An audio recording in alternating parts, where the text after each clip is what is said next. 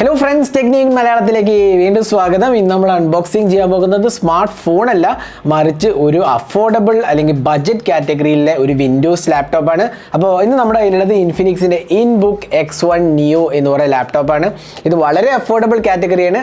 അതുകൊണ്ട് തന്നെ ഇതിന്റെ വില എന്ന് പറഞ്ഞാൽ 24,999 രൂപയാണ്. ഈ പ്രൈസിന് വേണ്ട ഒരു അടിപൊളി ഫീച്ചേഴ്സ് സെറ്റ് ആണ് ഇതിനകത്ത് കൊടുത്തിരിക്കുന്നത്. അപ്പോൾ അത് എന്തൊക്കെയാണ് നമ്മൾ ഈ വീഡിയോയിലൂടെ പരിശോധിക്കുകയാണ്. അപ്പോൾ നമ്മൾ അൺബോക്സിംഗ് ഒന്നും ചെയ്യുന്നില്ല, ഇത് ബോക്സ് പാക്ക് നിങ്ങൾക്ക് കാണിക്കാൻ വേണ്ടി എടുത്തു മാത്രമേ ഉള്ളൂ. കാരണം ഇതിനകത്ത് ചാർജറും ആകെ ലാപ്ടോപ്പും മാത്രമേ മാനുവൽ ഉണ്ട്, വേറെ ഒന്നും തന്നെയില്ല. അപ്പോൾ അൺബോക്സിംഗ് ചെയ്ത് ബോറടിപ്പിക്കുന്നില്ല. കൂടുതലായി നമ്മൾ ലാപ്ടോപ്പിൻ്റെ കാര്യങ്ങൾ പറയാം, ലാപ്ടോപ്പിൻ്റെ വിശേഷങ്ങൾ, ഫീച്ചേഴ്സ്, അതേപോലെ ഈ പ്രൈസിന് വേർത്ത് ആണോ എല്ലാം തന്നെ നമ്മൾ വീഡിയോയിലൂടെ പരിചയപ്പെടുത്തുന്നതാണ്.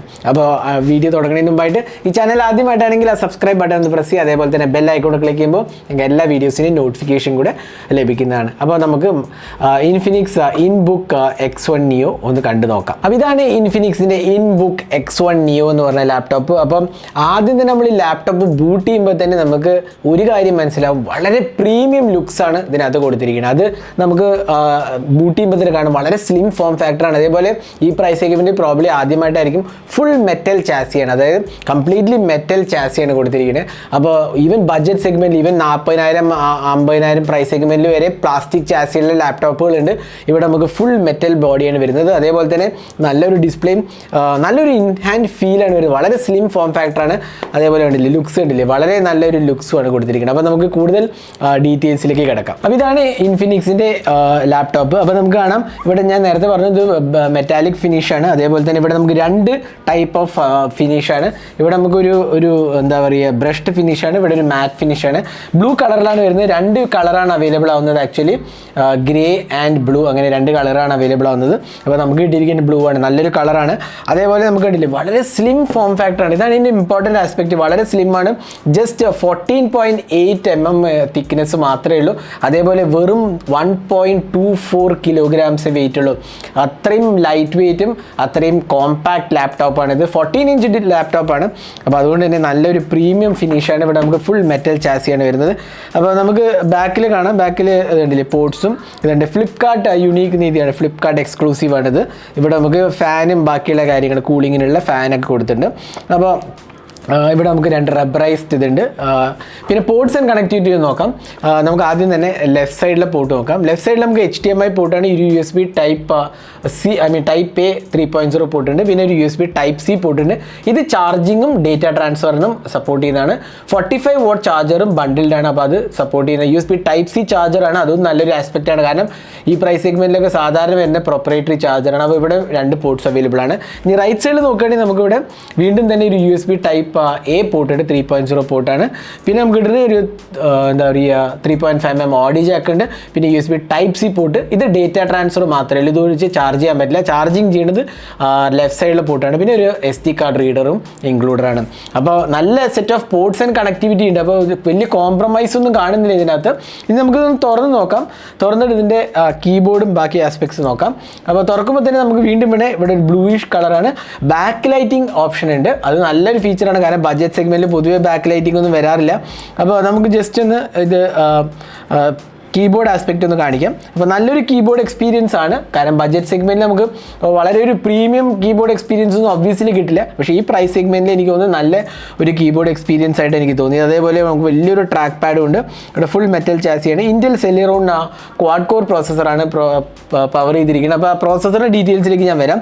അതേപോലെ നമുക്ക് ഇവിടെ അഡീഷണൽ കീസ് ഉണ്ടല്ലേ, ബ്രൈറ്റ്നസ് ഇൻക്രീസ് ചെയ്യാം, keyboard back lighting, volume up and down keys ഉണ്ട്, ടച്ച് പാഡ് ഡിസേബിൾ ചെയ്യാനുണ്ട്, വൈഫൈൻ്റെ കീ ഉണ്ട്. അപ്പോൾ നല്ലൊരു സെറ്റ് ഓഫ് കീസ് ആണ് കൊടുത്തിരിക്കുന്നത്. അപ്പോൾ ഒരു നല്ല ഫുൾ ഫ്ലെജ് കീബോർഡും ഉണ്ട്. നമ്പർ പാഡ് ഇല്ല, ഒബ്വിയസ്ലി അത് 14-inch ആയതുകൊണ്ട് നമ്പർ പാഡ് ഇല്ല. നല്ലൊരു ട്രാക്ക് പാഡ് എക്സ്പീരിയൻസ്, എനിക്ക് കുഴപ്പമില്ലാത്തൊരു ട്രാക്ക് പാഡ് എക്സ്പീരിയൻസ് ആയിട്ട് തോന്നി. അപ്പോൾ എനിക്ക് ട്രാക്ക് പാഡ് എക്സ്പീരിയൻസ് ഇഷ്ടപ്പെട്ടു, നല്ലൊരു എക്സ്പീരിയൻസ് ആയിട്ട് എനിക്ക് തോന്നിയത്. കാരണം ഈ ബഡ്ജറ്റ് സെഗ്മെൻറ്റിൽ പൊതുവേ ഭയങ്കരമായിട്ട് jumping type of track pad experience accurate ആവാറില്ല. പക്ഷേ ഇവിടെ എനിക്ക് നല്ല ഇഷ്ടപ്പെട്ടു, നല്ലൊരു എക്സ്പീരിയൻസ് ആയിട്ട് എനിക്ക് തോന്നിയത്. പിന്നെ ഇവിടെ നമുക്ക് പവർ ബട്ടനാണ്, ഇവിടെ LED ഇൻഡിക്കേറ്റേഴ്സും കൊടുത്തിട്ടുണ്ട്. അപ്പോൾ നമുക്ക് ഇവിടെ CPU ലോക്ക് അങ്ങനത്തെ ഓപ്ഷൻസ് എല്ലാം തന്നെ ഇവിടെ കാണുന്നുണ്ട്. ഇൻഫിനിക്സിൻ്റെ ബ്രാൻഡിങ് കാണാം. ഇനി ഡിസ്പ്ലേ ഇവിടെ കണ്ടില്ലേ, നമുക്ക് ഡിസ്പ്ലേ ഓപ്ഷനിൽ ബെസൽസ് കാണെങ്കിൽ ഇവിടെ നമുക്ക് ക്യാമറ എന്താ പറയുക, ക്യാമറ ഫ്രണ്ട് ക്യാമറ ഉണ്ട്. അതേപോലെ ഇവിടെ നമുക്ക് ബെസിൽസ് ഉണ്ടല്ലേ. ബെസിൽസ് അത്യാവശ്യം കുഴപ്പമില്ലാത്തൊരു ബെസിൽസ് ആണ്. കാരണം 25,000 രൂപയ്ക്ക് നമുക്ക് നല്ലൊരു ബെസിൽ എക്സ്പീരിയൻസ് ആണ് ഇവിടെ നമുക്ക് കിട്ടുന്നത്. അപ്പോൾ കുഴപ്പമില്ലാത്ത ഒരു ഇതാണെന്ന് വേണമെങ്കിൽ പറയാം. അപ്പോൾ ഇതാണ് ഡിസൈൻ ആസ്പെക്റ്റിൽ പറയുകയാണെന്ന് വെച്ചാൽ. ഇനി ഇതിൻ്റെ ബാക്കി ആസ്പെക്ട്സിലേക്ക് പോവുകയാണെങ്കിൽ നമുക്ക് കിട്ടുന്നത് ഒരു ഫുൾ HD റെസൊല്യൂഷൻ ഡിസ്പ്ലേ ആണ്. 14 ഇഞ്ച് റെസൊല്യൂഷൻ ഡിസ്പ്ലേ ആണ്. 100% sRGB കളർ ഗ്യാമത്താണ് വരുന്നത്. And 300 nits of peak brightness ആണ് വരുന്നത്. 4.7 mm narrow thin Bessel's on the sides. അപ്പോൾ ഈ രണ്ട് സൈഡിലും 4.7 mm അൾട്രാ തിൻ ബെസൽസ് ആണ്. ഇതിലൊരു ഇമ്പോർട്ടൻറ്റ് ആസ്പെക്ട് എന്ന് പറഞ്ഞാൽ ഇതിൻ്റെ sRGB വാല്യൂ കളർ ഗ്യാമത്താണ്. 100% sRGB കളർ ഗ്യാമത്താണ് ഓഫർ ചെയ്തത്. അപ്പോൾ ഞാൻ ഇതിന് കഴിഞ്ഞ വർഷം ഉണ്ടായിരുന്ന ഒരു വീഡിയോ ചെയ്തായിരുന്നു ലാപ്ടോപ്പ് വാങ്ങുമ്പോൾ ശ്രദ്ധിക്കേണ്ട കാര്യങ്ങൾ. അതിൽ ബഡ്ജറ്റ് ലാപ്ടോപ്പ് വാങ്ങുമ്പോൾ ശ്രദ്ധിക്കേണ്ട ഏറ്റവും വലിയ ഇമ്പോർട്ടൻറ്റ് ആസ്പെക്ട് എന്ന് പറഞ്ഞാൽ അതിലെ ഡിസ്പ്ലേൻ്റെ കളർ ഗ്യാമത്താണ്. അത് കാരണം വെച്ചാൽ നമുക്ക് ഹൈ കളർ ഗ്യാമത്തൊന്നും ഒബിയസ്ലി കിട്ടില്ല. പക്ഷേ ഇവിടെ നമുക്ക് 25,000-ലും 100% sRGB കളർ ഗ്യാമത്താണ് എടുക്കുന്നത്. വളരെ നല്ലൊരു ബ്രൈറ്റ് ഡിസ്പ്ലേ ആയിട്ട് എനിക്ക് തോന്നി. നല്ലൊരു കളർ റെസ്പോൺസും അതേപോലെ ഓവറോൾ ക്വാളിറ്റീൻ്റെ കാര്യത്തിലും വളരെ ബ്രൈറ്റ് പാനലാണ്. സാധാരണ ഡൾ ഡിസ്പ്ലേ ആണ് ഈ പ്രൈസ് സെഗ്മെൻറ്റിൽ വരാറ്. ഇവിടെ നമുക്ക് നല്ലൊരു ബ്രൈറ്റ് ഡിസ്പ്ലേ ആണ് വരുന്നത്. എനിക്ക് വളരെ ഇഷ്ടപ്പെട്ടു ഇതിൻ്റെ ഡിസ്പ്ലേ ക്വാളിറ്റി. ഇനി ഇതിൻ്റെ ബാക്കി കാര്യങ്ങൾ പറയുകയാണെന്ന് വെച്ചാൽ നമുക്കിവിടെ കിട്ടുന്നത് 50 watt-hour ബാറ്ററിയാണ്. 9 hours ഓഫ് പ്ലേ ബാക്ക് ടൈമാണ് നമുക്ക് കിട്ടുന്നത്. അതേപോലെ 45 watt ഫാസ്റ്റ് ചാർജിങ് സപ്പോർട്ടാണ്. ഞാൻ നേരത്തെ പറഞ്ഞു ഇവിടെയാണ് 45 watt ചാർജർ. അതൊരു ടൈപ്പ് സി ചാർജറാണ് ബണ്ടിൽ ചെയ്തിരിക്കുന്നത്. അതുകൊണ്ട് തന്നെ നമുക്ക് നല്ലൊരു ടൈപ്പ് സി ചാർജിങ് സപ്പോർട്ട് ചെയ്യുന്ന ഒരു ലാപ്ടോപ്പാണ്. ഇനി ഇതിൻ്റെ പ്രോസസ്സറിൻ്റെ കാര്യം പറയുകയാണെങ്കിൽ നമുക്കിവിടെ കിട്ടുന്നത് ഇന്റലിൻ്റെ സെലിറോൺ ക്വാഡ് കോർ N5100 പ്രോസസ്സറാണ്. ഇത് ആക്ച്വലി ഒരേ ഒരു വേരിയൻ്റ് വരുന്നുള്ളൂ. 8GB റാമും 256GB SSD ഉണ്ട്. സോളിഡ് സ്റ്റേറ്റ് ഡ്രൈവ് ഉണ്ട്. അപ്പോൾ ഞാൻ പറഞ്ഞിരുന്നു SSD ഉള്ള ലാപ്ടോപ്പ് എടുക്കാവുള്ളൂ. അതേപോലെ ഇത് NVMe PCIe 3.0 SSD ആണ് വരുന്നത്. നല്ലൊരു ഫാസ്റ്റ് പെർഫോമൻസ് ആണ് വരുന്നത്. LPDDR4X റാമും അതേപോലെ സ്റ്റോറേജ് ആണെങ്കിൽ SSD ആണ്. അപ്പോൾ നല്ലൊരു എക്സ്പീരിയൻസ് ആണ്. 8GB റാം മിനിമം ഉണ്ട്. അതുകൊണ്ട് തന്നെ നമുക്ക് അത്യാവശ്യം ബേസിക് സ്റ്റുഡൻസിനൊക്കെ വേണ്ട ഒരു എക്സ്പീരിയൻസ് നമുക്ക് കിട്ടുന്നുണ്ട്. 256GB SSD ഉള്ളൂ. അപ്പോൾ നമുക്ക് വേണമെങ്കിൽ SD കാർഡോ അല്ലെങ്കിൽ അഡീഷണൽ പെൻ ഡ്രൈവ് ഒക്കെ വെച്ച് നമുക്ക് സ്റ്റോറേജ് കിട്ടുന്നതാണ്. അപ്പോൾ ഇതാണ് എന്താ പറയുക സ്റ്റോറേജ് റാമിൻ്റെ കാര്യം പറയുകയാണെങ്കിൽ. പിന്നെ ഡിസ്പ്ലേൻ്റെ ഇവിടെ ആക്ച്വലി നമുക്ക് ഇവിടെ 2 LED ലൈറ്റ്സും ഉണ്ട്. ഇതെന്താ വെച്ചാൽ നമുക്ക് ലോ ലൈറ്റിലൊക്കെ വീഡിയോ മാനേജ് ചെയ്യാൻ വേണ്ടി, അതായത് നമ്മൾ സൂം കോൾസ് ഒക്കെ ചെയ്യുകയാണെങ്കിൽ ഇവിടെ 2 LED ലൈറ്റ്സും ഉണ്ട്. ഫ്ലാഷ് ലൈറ്റ് എന്ന് വേണമെങ്കിൽ പറയാം, ക്യാമറയ്ക്ക് ആയിട്ട് വേണ്ടിയിട്ടുള്ളതാണ്. പിന്നെ DTS ഓഡിയോ പ്രോസസ്സിംഗ് ഉണ്ട്. അപ്പോൾ അത്യാവശ്യം കുഴപ്പമില്ലാത്ത ഒരു സൗണ്ട് എക്സ്പീരിയൻസ് നമുക്ക് കിട്ടുന്നതാണ് നമ്മൾ എക്സ്പെക്ട് ചെയ്യുന്നത്. നമ്മൾ ഒരുപാടൊന്നും യൂസ് ചെയ്തില്ല, നമ്മൾ വന്ന ഉടനെ തന്നെ അൺബോക്സ് ചെയ്ത്. അപ്പോൾ അത് കാരണം നമ്മൾ ഒരുപാട് യൂസ് ചെയ്തിട്ടില്ല. യൂസ് ചെയ്താലേ നമുക്ക് പറയാൻ പറ്റില്ല. എങ്കിലും എനിക്ക് 1-2 കാര്യങ്ങൾ വളരെ ഇഷ്ടപ്പെട്ടു. ഒന്ന് ഇതിൻ്റെ ബിൽഡ് ക്വാളിറ്റി വളരെ സ്ലിം ആൻഡ് ലൈറ്റ് വെയിറ്റ് ആണ്. അതേപോലെ തന്നെ ഡിസ്പ്ലേ ക്വാളിറ്റി നല്ലതാണ്. കീബോർഡ് എക്സ്പീരിയൻസും ഓവറോൾ ടൈപ്പിംഗ് എക്സ്പീരിയൻസ് അത്യാവശ്യം കുഴപ്പമില്ല എന്ന് വേണമെങ്കിൽ പറയാം.